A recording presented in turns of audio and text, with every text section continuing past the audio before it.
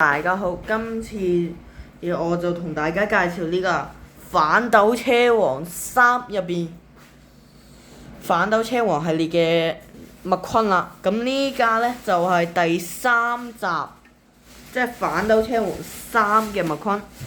係啦，咁上面個車頭牛蓋就有個另類版嘅壽必治嗰個品牌啦，跟住車身都有撇活塞杯啊、洲際杯啊嗰啲嘅，咁後邊都有細節，側邊當然係95啦，係啦。跟住個盒都有好多細節，上面就係麥昆個樣啦，跟住下邊就係嗰個係盒嘅編號啦，同埋嗰個其他細節位。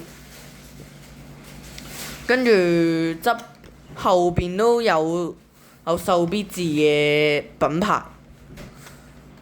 好，呢條片就嚟到呢度先啦。